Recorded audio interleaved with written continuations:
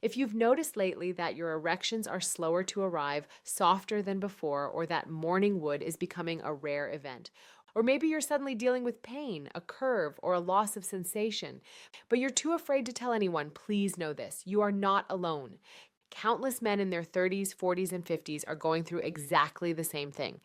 They quietly watch videos, read comments, delete their search history, and pretend everything is fine. But here's the problem: silence doesn't make your body healthier. Silence only costs you more time, more health, and more confidence. If you want your little guide to keep working well for another 10 to 20 years, what I am about to say is more important than any enhancement pill. Right here, we are going to look straight at 12 common mistakes that cause your penis to decline faster, things that no one ever clearly explains to you. The first six mistakes are things few people dare to say out loud: silence, insecurity, size obsession, porn, lifestyle, and how you treat your body every single day. The next six relate more to blood vessels, testicles, hormones, how you handle doctor visits, and dangerous habits like the death grip or jelqing that can leave long-term consequences. Some mistakes sound crazy, like using weights or stretching devices, but others seem harmless, like sitting all day, staying up late, or stress, yet they are silently destroying your sexual health just as effectively. Vitality Digest does not diagnose diseases, and we do not replace doctors. Our mission is to read research from reliable sources and translate it into everyday language so men can understand what they are doing to their bodies and know when it's time to see a real professional. If you feel like these points hit home, please watch until the end and choose at least one mistake to change starting today. Mistake number one is treating your penis like a taboo subject and staying silent until it's too late. Most men grow up in an environment where no one teaches them how to care for their reproductive organs properly. At school, sex ed usually skims over a few lines about condoms and STDs, then stops.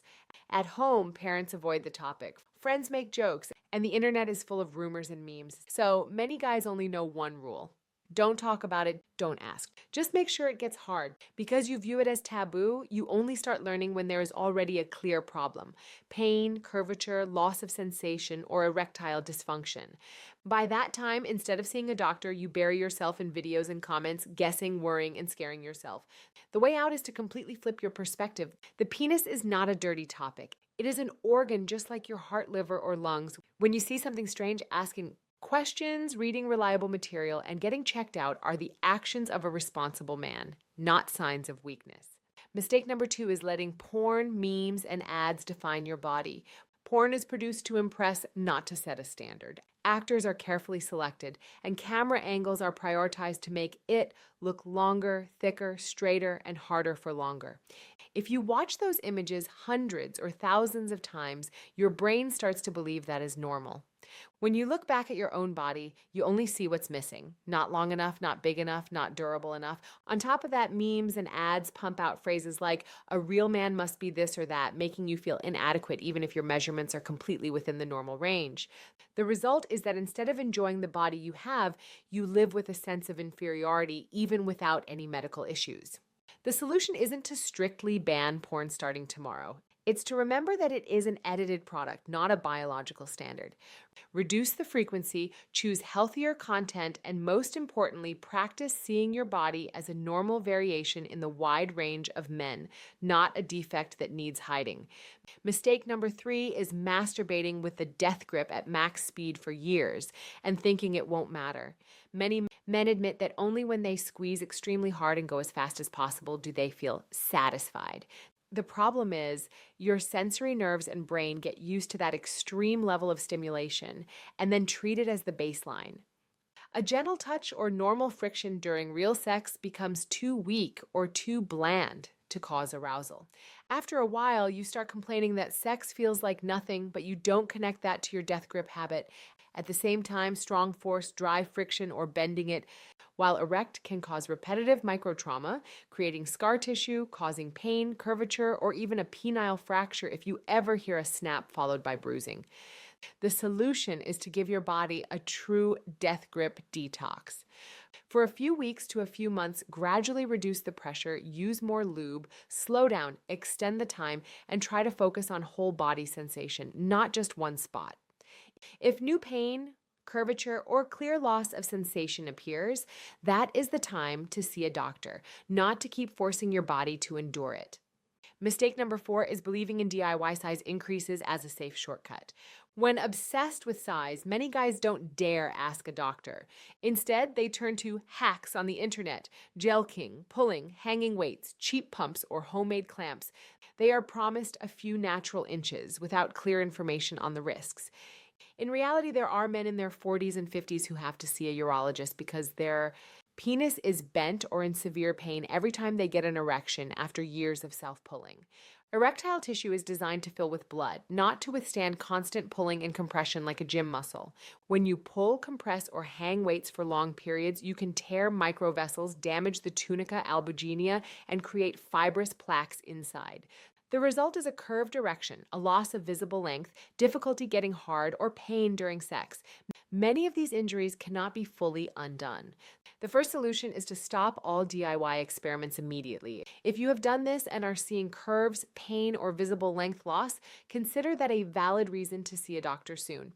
Meanwhile, if you still want a better appearance, focus on safer things like losing belly fat, improving circulation, training your pelvic floor, correcting your posture, and increasing overall health. That isn't a shortcut, but it is the real path. If you feel like these points are touching on your own habits, please hit subscribe on Vitality Digest so you don't miss our deep dive videos on each topic, from death grip and DIY stretching to safely improving circulation and hormones. Mistake number 5 is living as if your penis is detached from your heart, blood vessels, and testosterone. Many people only look at it when there is a problem, forgetting that to get an erection and feel desire, a whole system must coordinate. The heart pumps blood, vessels open up, nerves send signals, and hormones support the process. When blood sugar is high, cholesterol is high, or blood pressure is high, blood vessels gradually thicken and harden. The vessel walls narrow, making it hard for blood to reach the little guy. When testosterone drops too low, desire drops, and it's harder to achieve an erection like before. The mistake here is looking only for erection pills or local tips, without regarding the penis as an early warning light for heart disease, vascular disease, metabolic issues, or hormonal imbalance. The solution is to change your view. If you are over 40 and have new or worsening erectile dysfunction, it's not just a bedroom issue. It is a valid reason to check your heart lipids, blood sugar, and hormones. There are heart disease cases detected early purely because a man dared to tell his doctor, "I noticed it's harder to get an erection than before." Don't wait until your heart speaks up because often the penis gives the warning first. Mistake number 6 is burning your blood vessels every day with cigarettes, belly fat, lack of movement, and staying up late, but blaming it on old age. Every cigarette, every vape hit, every night of heavy drinking, every night staying up until 1 or 2 a.m., every year letting your waistline expand another inch, all of these things add up to create the perfect environment for vascular failure. The endothelial lining of your blood vessels gets damaged. The ability to produce nitric oxide decreases. Blood pressure becomes hard to control, and blood sugar fluctuates. Even if you still have desire and the brain sends the signal, the pipes are too narrow and too stiff to let blood enter the cavernous bodies fast enough or strong enough. Belly fat and pubic fat also make the base of the penis sink inward, making the visible part look shorter and making hygiene more difficult. The solution is to pick a few small but clear starting points. Reduce the number of cigarettes daily, set a goal for your waistline, add 20 to 30 minutes of brisk walking or daily movement, and try to sleep by a reasonable fixed hour. You don't need to turn into an athlete. You just need to stop destroying your blood vessels every day. Your body won't answer next week, but after a few months, you might see the difference in your face, your breathing, your sleep, and the responsiveness of your little guy. The mistakes we just covered were mostly about how you view your body and how you treat it daily. There are still other mistakes that are rarely discussed but silently make things worse. Treating yourself with Google, forgetting your testicles and testosterone, giving up after one bad doctor, accepting loneliness and a sexless marriage as fate, and the spiral of self-blame. Mistake number 7 is having pain, inflammation, curvature, or burning urination, but trying to cure it with Google, word-of-mouth tips, and hoping it fixes itself. Some guys have redness, itching, burning, or a bad smell. Others have cracked skin from masturbation. Some see a gradual curve with pain, while others feel a heaviness in the scrotum. Instead of seeing a doctor, they search images online, read a few articles, try this cream, that pill, avoid this food, and wait. If it helps a little, they sigh with relief and forget it. If it doesn't, they go back online and repeat the loop. There have been cases of mild inflammation that could have cleared up in weeks with proper treatment. But because of subjective self treatment, by the time they reached the hospital, it had become chronic pain or severe curvature requiring complex intervention. The solution is learning to triage. Know when to monitor for a few days, when to book an appointment within weeks, and when to go immediately. Sudden severe pain, massive swelling, bruising, a sharp bend, or blood in your urine are signs that you should not test your luck with Google. Mistake number 8 is being so insecure about size that you avoid sex, avoid doctors, and avoid happiness. There are men who are completely within the average size range, but in their heads, the story is, I am too small or I am a joke. They avoid showering with others, avoid undressing with the lights on, avoid dating, and avoid intimacy. Even with a wife or partner, they never dare to speak about their fear, only silently worrying every time they get in bed. The irony is that while they focus entirely on length and girth, many partners focus on other things, feeling safe, being listened to, and being touched with respect and finesse. The solution starts with accepting that your perception and reality often do not match. Understand the normal size range. Understand that porn purposely chooses abnormal people to film, and then focus on building what is in your control: how you kiss, hug, touch, ask, and respond. If you have a trusted partner saying a simple sentence like, I used to be very insecure about my body, so sometimes I get a bit tense, but I'm learning to be more comfortable, it can feel lighter than you think. Sometimes that honesty creates its own very unique attraction. Mistake number 9 is forgetting the testicles and testosterone, as if you only need to worry about the shaft. Many men pay close attention to hardness and size, but ignore shrinking testicles, a heavy dragging feeling in the scrotum, or changes in their beard, muscle mass, belly fat, and daily energy. When testosterone drops too low, libido drops, stamina drops, mood slumps, and sometimes depression or insomnia sets in. When testicles are subjected to constant high heat, compressed by tight underwear, heated seats, or laptops on the lap for too long, or affected by steroids, the body pays the price years later. The solution is to respect the package deal.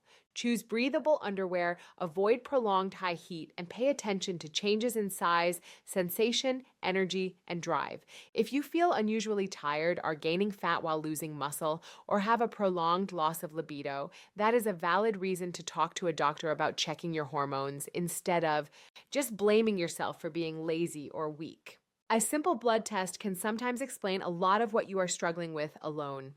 Mistake number 10 is giving up after one bad doctor experience or never walking into a clinic in the first place. Many men have tried going once, met a rushed doctor who didn't explain anything, just said a few quick words, prescribed a pill, and sent them out. They felt dismissed, ashamed, and swore never to go back. Others worry about insurance, paperwork, or not knowing where to start, so they decide, whatever. The problem is your body doesn't care how much you hate the medical system. It continues to change. The solution isn't to give up, but to learn how to visit the doctor in a way that benefits you. Prepare a few key points beforehand: symptoms, timeline, things you've tried, and medications you're taking. You can start with a very normal sentence. Lately, I've noticed some changes down there. I'm a bit worried, so I want to check to be sure. If you feel the doctor isn't listening, you have the right to ask more questions, ask for clarification, or request a referral to a specialist. One bad experience doesn't represent the whole system, and your health deserves another chance. Mistake number 11 is accepting loneliness and a sexless marriage as a fixed fate. There are men at 40, 50, or 60 who have gone years without a partner, getting used to just handling it quickly and falling asleep. Others still live with a spouse, sharing everything in life except one thing: intimacy.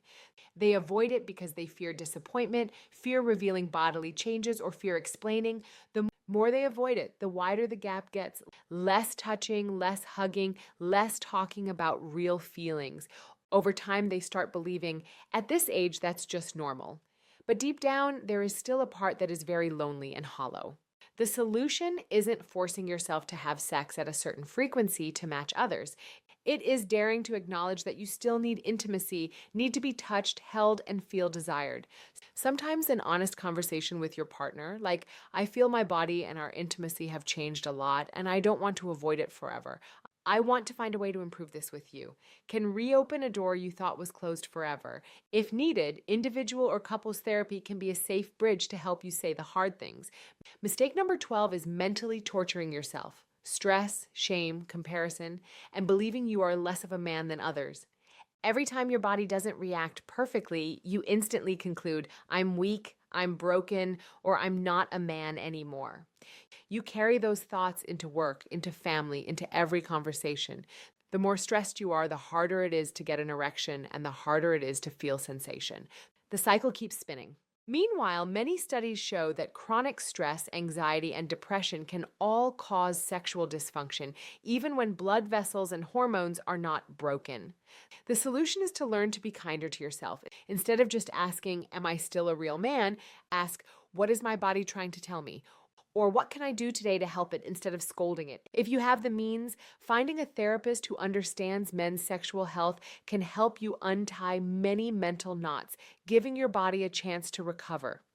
Sometimes the thing that needs healing first isn't the little guy, it's the pressure you put on yourself. Finally, your penis does not define your entire self, but it is one of the clearest mirrors reflecting the health of your blood vessels, hormones, nerves, and emotional life.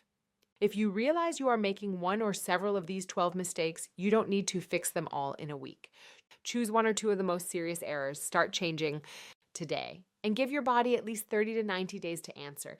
If what you just heard helped you understand yourself better, please subscribe to Vitality Digest and leave an anonymous comment with just a number, the number of the mistake that sounds most like you, or a topic you want us to dig deeper into.